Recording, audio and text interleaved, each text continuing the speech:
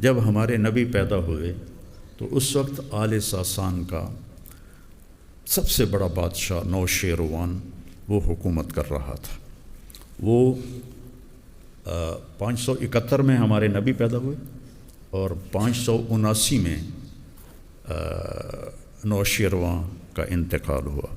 نوشیروان عادل کے نام سے مشہور ہے، 48 برس اس نے حکومت کی۔ یہ جو نوشیرہ ہے یہ جب ٹیکسلا پہ کپت خاندان کی حکومت تھی تو اسے ویشیوں نے برباد کر دیا تھا، تو اس نے ٹیکسلا پہ حملہ کیا، پشاور تک فتح کیا اور نوشہرہ کا شہر آباد کیا۔ نوشیروان کے نام سے اس کا نام نوشہرہ پڑا۔ یہ انتہائی عادل بادشاہ تھا۔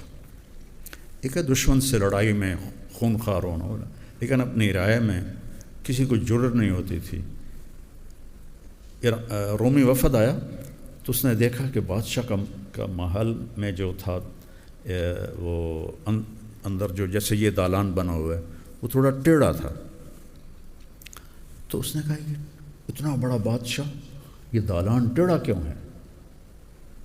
تو انہوں نے بتایا کہ یہاں ایک بڑھیا رہتی تھی، اس کا جھونپڑا تھا، تو نوشیروان نے اس سے خریدنے کی کوشش کی، اس نے انکار کر دیا۔ تو انہوں نے کہا ٹھیک ہے یہ جگہ چھوڑ کے میرا محل بنا دو، ٹیڑھا محل بنا دیا۔ تو نوشیروان عادل مشہور ہوا۔ 571 میں ہمارے نبی پیدا ہوئے تو اس نے ایک محل بنایا تھا جس کے آثار اب بھی کھڑے ہوئے۔ تو جب آپ پیدا ہوئے تو اس کے 14 کنگرے ٹوٹ گئے، 14 برج۔ وہ برج اینٹوں کے نہیں تھے، پورے پتھر کو لگایا ہوا تھا۔ وہ حیران ہوا یہ کیسے ٹوٹ گئے؟ اور 1000 سال سے آگ جل رہی تھی، وہ آگ بجھ گئی۔ تو وہ آ کر منہ بیزان کہتے تھے، منہ بیزان نے کہا جی آگ بجھ گئی ہوں۔ پھر اور خوف پیدا ہو گیا کہ آگ کیسے بجھ گئی، یہ کیسے ٹوٹ گیا؟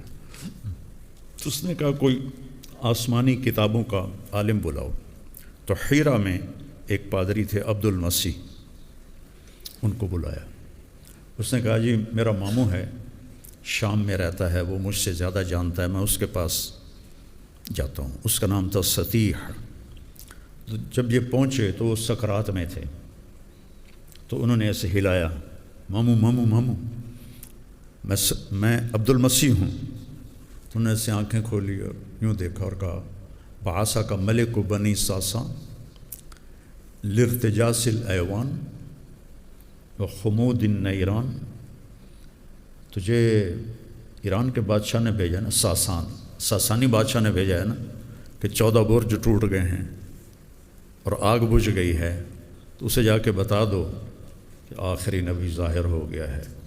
اب نہ تیرے لیے ساسان میں کوئی جگہ ہے اور نہ میرے لیے شام میں کوئی جگہ ہے، اب اس نبی کا ڈنکا بجے گا۔